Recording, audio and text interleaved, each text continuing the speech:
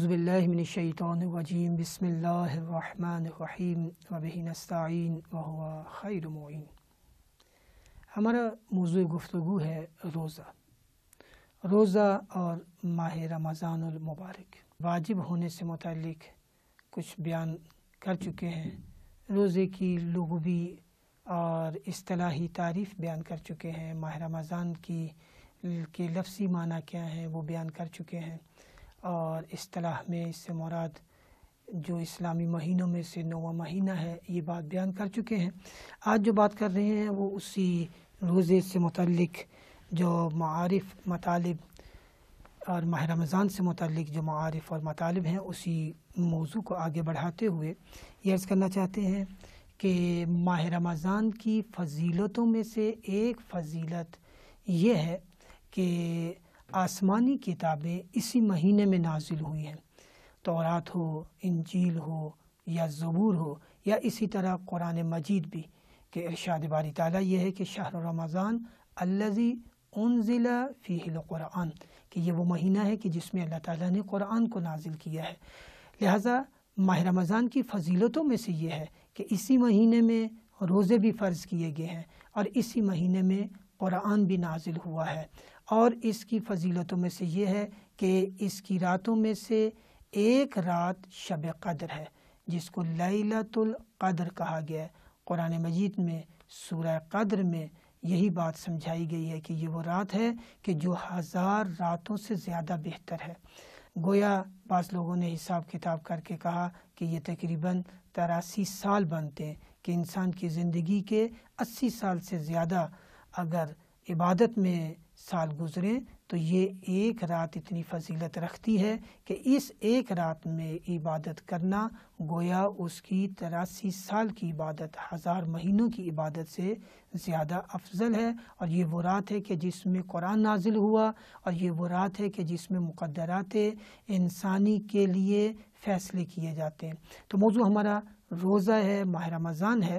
شب قدر انشاءاللہ جب وہ موضوع بنا تو اس کی مزید تفسیر بھی بیان کریں گے۔ روزے کے لیے جہاں ہم نے اس کی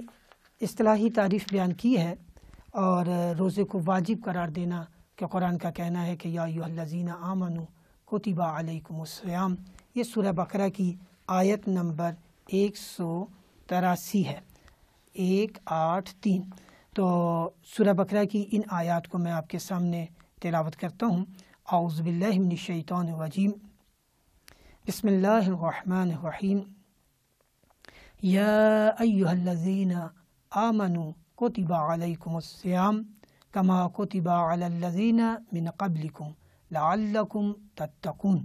کہ اے ایمان والو تمہارے اوپر روزے فرض کیے گئے ہیں اسی طرح کہ جیسے تم سے پہلی امتوں پر فرض کیے گئے، اور یہ اس لیے کیے گئے ہیں کہ شاید تم متقی بن جو۔ ایامن معدودات، یہ محدود چند معین دن ہیں ایام کے جس میں روزہ واجب قرار دیا گیا ہے۔ فمن کان منکم مریضا، اور اگر تم میں سے کوئی مریض ہو، او علی سفر، یا وہ سفر میں ہو، مسافرت میں ہو، فعدۃ من ایام اخر، تو اسے چاہیے کہ روزہ افطار کر لے، اور وہ پھر اپنے اس روزے کو کہ جسے افطار کر لیا ہے اس کو دیگر ایام میں ماہ رمضان کے بعد اس کی گنتی کو پورا کرے۔ وعلی الذین یطیقونہ فدیہ طعام مسکین فمن تطوع خیرا فہو خیر لہ وان تصوموا خیر لکم ان کنتم تعلمون۔ آگے مزید آیات اسی طرح 185 ہے، تو آئندہ کے دروس میں ان آیات کو بھی آپ کے لیے تلاوت کریں گے اور اس کی تفسیر بھی بیان کرتے رہیں گے۔ ابھی صرف ہم روزے ہی کو بیان کرنا چاہتے ہیں، اور اس پہلی آیت کے مطابق کہ فرمایا گیا کہ اس ماہ رمضان میں چند محدود دن ہیں، چند گنے چنے دن ہیں کہ جس میں روزہ واجب قرار دیا گیا ہے۔ تو روزہ کا واجب ہونا ایک تو ماہ رمضان میں ہے، اس کے علاوہ بھی بعض صورتیں ہیں کہ جس میں روزہ واجب ہو جاتا ہے، کہ جیسے ہم کہیں کہ کسی نے نظر کر لی ہے، یا کسی نے قسم کھائی ہے، یا ایام حج میں کہ جو قربانی نہیں دے سکا تو اس کے لیے حکم ہے کہ کچھ روزے وہاں رکھے اور پھر کچھ باقی آ کر. تو روزہ کے وجوب کی مختلف صورتیں ہیں. البتہ روزہ واجب بھی ہے، مستحب بھی ہے، مکروہ بھی ہے اور حرام بھی ہے. روزہ واجب جیسے ماہ رمضان کا روزہ ہے، یا اس نے نظر کر لی تھی تو اب وہ ادا کرنا واجب ہے. تو مستحب روزہ فرمایا گیا ہے روایات میں، احادیث میں، ہر مہینے کا جمعہ اور پیر کا دن یہ روزہ رکھنا مستحب ہے، یا اس طرح اور مستحب روزوں کی طرف ترغیب دلائی گئی ہے. جو روزہ مکروہ ہے، جسے ہم کہیں کہ محرم کے عاشورہ کا دن، 10 محرم کا جو دن ہے اس دن روزہ رکھنا مکروہ کہا گیا ہے. اور حرام روزے میں ہم گن سکتے ہیں عید الفطر کا روزہ، اس دن روزہ رکھنا حرام ہے. تو روزہ واجب بھی ہے، مستحب بھی ہے، مکروہ بھی ہے اور حرام بھی ہے. امام غزالی نے روایات کی روشنی میں ایک جگہ بیان کیا کہ روزے کے کچھ مراتب ہیں. ایک کو کہا گیا ہے کہ عام روزہ ہے، ایک خاص روزہ ہے، اور ایک روزے کا مرتبہ خاص الخاص ہے. ان کے مطابق کہ جسے عام روزہ کہا جاتا ہے وہ یہ ہے کہ ایک عام مومن اور انسان اگر روزے توڑنے کے جو اسباب ہیں، کھانا پینا ہے یا دیگر اسباب ہیں، اس سے بچتا ہے تو اپنے آپ کو محفوظ رکھتا ہے طلوع صبح صادق سے لے کر غروب آفتاب تک. تو یہ ایک عام روزہ ہے کہ جس میں انسان نے کھانے پینے سے اپنے آپ کو بچائے رکھا اور پرہیز کیا. خاص روزہ ان لوگوں کے لیے ہے کہ جنہوں نے ظاہری کھانے پینے کے ساتھ ساتھ اپنی آنکھ، اپنے کان، اپنی زبان اور اپنے اعضائے بدن کا بھی روزہ رکھا ہے. یعنی ان کو بھی اللہ کی نافرمانی سے اس نے بچائے رکھا ہے اور حرام میں مبتلا نہیں ہوا. تیسرا مرتبہ روزے کا فرماتے ہیں کہ وہ روزہ ہے کہ جسے خاص الخاص روزہ کہا گیا ہے. یہ روزہ جہاں ہم نے اعضائے ظاہریہ، انسان کے یہ جو ظاہری آنکھ، کان یا زبان کا معاملہ ہے، ان کو حرام سے بچایا، اس کے ساتھ ساتھ اگر ہم نے اپنی سوچ کو بھی، اپنی فکر کو بھی اللہ کی اطاعت میں رکھا، اسی کی یاد میں رکھا ہے، اور اپنے قلب، روح اور دل و دماغ کے ساتھ اس کی اطاعت میں رہے ہیں، اسی کی یاد میں رہے ہیں، معصیت کا سوچا تک نہیں، تو گویا یہ وہ روزہ ہے کہ جو خاص الخاص ہے، جو واقعاً مطلوب ہے رضائے الہی کے لیے. روزہ اگرچہ واجب ہے ماہ رمضان میں تمام مومنین اور مسلمانوں کے لیے، لیکن کچھ اس میں استثناء رکھی ہے. تو استثناء میں قرآن کہتا ہے کہ جو مریض ہے اس پر روزہ نہیں ہے، یعنی جو تکلیف میں رہے گا، جو روزے کی وجہ سے تکلیف میں آ جائے گا، کسی کو معدے کی تکلیف ہے، کوئی بھوک برداشت ہی نہیں کر سکتا، یا وہ خواتین کے جو حاملہ ہیں، یا وہ خواتین جو بچوں کو دودھ پلاتی ہیں جس کی وجہ سے زیادہ کمزوری ہو جاتی ہے یا دیگر مشکلات کا شکار ہو سکتی ہیں، تو ان کے اوپر روزہ واجب نہیں کیا گیا. اسی طرح وہ لوگ کہ جو سفر میں ہیں، تو مسافر کے لیے روزہ نہیں ہے. بعض لوگ کہتے ہیں کہ ہم سفر میں بھی روزہ رکھ سکتے ہیں، آج کے سفر وہ سفر نہیں ہے کہ جو پہلے ہوتے تھے. اس طرح نہیں ہے، حکم کسی فرد کے لیے نہیں ہوتا، حکم اجتماع کے لیے ہوتا ہے. تو ابھی چونکہ ہمارا موضوع احکام روزہ بیان کرنا نہیں ہے، فقہی احکام، اس لیے ہم مزید اس پہ گفتگو نہیں کریں گے. تو روزہ مریض کے اوپر نہیں ہے، اس کی پھر آگے ساری شرائط ہیں کہ مریض کون کون ہو سکتا ہے، اس کی شرائط کیسے ہو سکتا ہے، یا کیا صورتحال ہے. مسافر کی بھی اسی طرح کہ کتنا سفر وہ طے کرے، کس کو مسافر کہیں گے، اور کب وہ افطار کر سکتا ہے، یا دیگر موضوعات. اسی طرح جو بوڑھے لوگ ہیں، جو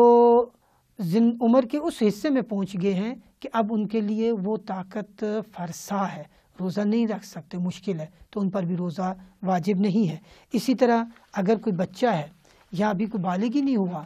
ابھی وہ شرعی بلوغت تک بھی نہیں پہنچا، 15 سال سے کم عمر ہے، تو اس کے اوپر بھی روزہ واجب نہیں ہے. روزے سے متعلق جو آیات ہیں، ہم نے 183 نمبر آیت پڑھی ہے سورہ بقرہ سے، لیکن چند اور جگہیں کہ جہاں پر روزے سے متعلق ذکر ہوا ہے،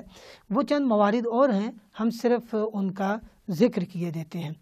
کہ جہاں سورہ بقرہ کی آیت نمبر 183 میں 184 85 میں ذکر ہے، اس کے ساتھ ساتھ 187 میں بھی روزے کے وجوب سے متعلق بات کی گئی ہے۔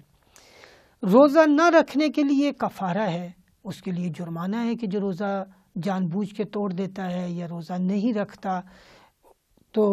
اس کا جو بیان ہے وہ سورہ نساء کی آیت نمبر 92 میں ہے، سورہ مجادلہ کی آیت نمبر 4 میں ہے، سورہ مائدہ کی 99 بنے گی۔ تو سورہ بقرہ ہی میں جب حج کے مراسم بیان کیے گئے ہیں، آداب بیان کیے گئے ہیں، تو اس میں بھی ہم نے پہلے بھی ذکر کیا ہے، وہ سورہ بقرہ کی آیت نمبر 196 میں ہے کہ کچھ روزے جو قربانی نہیں دے سکا تو کچھ روزے ادھر رکھے گا، کچھ واپسی پہ رکھے گا۔ سورہ احزاب میں مومنین جو روزہ رکھتے ہیں ان کو صائمات اور صائمون کے اوصاف کے ساتھ یاد کیا گیا ہے، یہ سورہ احزاب کی آیت نمبر 35 ہے۔ اسی طرح سورہ مریم کی آیت نمبر 26 ہے کہ جس میں انہوں نے روزہ رکھا ہے، جسے روزہ سکوت کہا گیا ہے۔ ہمارے ہاں بعض لوگ چپ کا روزہ رکھتے ہیں، چپ کا روزہ کوئی روزہ نہیں ہوتا، کوئی اس کی شرعی حیثیت کوئی اس طرح نہیں ہے۔ یہ جو حضرت مریم سے کہا گیا ہے، ذکر ہوا ہے روزہ، در حقیقت علماء یہ بیان کرتے ہیں کہ اس وقت روزے کی حالت میں خاموش رہنا، زبان جو ہے بہت ساری برائیوں کا اور گناہان کبیرہ کا یہ سبب بنتی ہے۔ کسی کے لیے غیبت ہو رہی ہے، یا کسی کی دشنام، کسی کو گالی گلوچ کہا جا رہا ہے، یا کسی کی تحقیر کی جا رہی ہے، یا جھوٹ ہے، یا بہت کچھ ہے۔ تو بہت سارے گناہان کبیرہ کا سبب زبان ہے۔ تو بنی اسرائیل میں جب روزہ رکھا جاتا تھا تو خاموشی اور سکوت یہ خود عبادات میں سے ہے۔ تو سکوت ایک علامت تھی روزے کے ادب اور احترام میں بھی، تو یہ ایک روزہ ہے۔ اسی طرح کسی نعمت کے ملنے پر روزہ رکھا جانا، جیسے حضرت زکریا کو اولاد کی نعمت ملی، حضرت یحییٰ کی نعمت ملی، تو انہوں نے وہ 3 روزوں کا ذکر قرآن نے کیا ہے، تو وہ روزے کی حالت میں رہے۔ تو علماء یہ سمجھاتے ہیں کہ قرآن بھی نعمت الہی ہے، اتنی بڑی نعمت الہی کہ جس کو اللہ تعالیٰ نے ہماری دینی، دنیاوی، اخروی ساری ضروریات کے لیے، ہدایت و رہنمائی کے لیے، دنیا کی نجات، آخرت کی نجات کے لیے جتنی بھی رہنمائی تھی اس کو اس کتاب میں سمو دیا اور ہماری ہدایت کے لیے بھیجا۔ تو قرآن جیسی نعمت سے بڑھ کر کوئی نعمت نہیں ہو سکتی کہ جو انسان کو تاریکیوں سے نکال کر روشنیوں میں لے آئے، نور میں لے آئے، اور انسان کی مادی اور معنوی ساری ضروریات کو وہ پورا کر رہا ہو۔ تو اتنی بڑی نعمت کے ملنے پر یہ روزے گویا فرض ہوئے کہ ہم اس نعمت پر شکر ادا کریں، اور اسی ماہ مبارک میں قرآن کا نازل ہونا، ماہ رمضان المبارک میں، اور پھر اس میں زیادہ سے زیادہ تلاوت کرنا۔ علماء یہ کہتے ہیں کہ ماہ رمضان میں اس کی تلاوت کی طرف متوجہ کرنا، اور یہ ماحول بننا، یہ روزوں کا آنا، اور ایک خاص ماحول کے اندر، ایک خاص دنوں کے اندر، وہ اسی لیے شاید اس کو واجب قرار دیا گیا روزوں کو اور عبادات اور تلاوت کو، کہ لوگ اس قرآن کی طرف رجوع کریں، اس کی طرف پلٹیں، وگرنہ تو اس نعمت ہی کو بھول جاتے، جیسے اور بہت ساری نعمتوں کو انسان فراموش کر دیتا ہے۔ تو خدا کی اتنی بڑی نعمت اور اس کے شکرانے میں اگر روزے رکھے جائیں اور ایک معنوی ماحول پیدا کیا جائے اور اس ہدایت کی طرف بڑھا جائے، تو انسان کی دنیا و آخرت کی نجات اسی نعمت میں ہے، اور اس سے بڑھ کر کوئی نعمت نہیں ہو سکتی۔ وصلی اللہ علی محمد و آلہ طیبین طاہرین المعصومین۔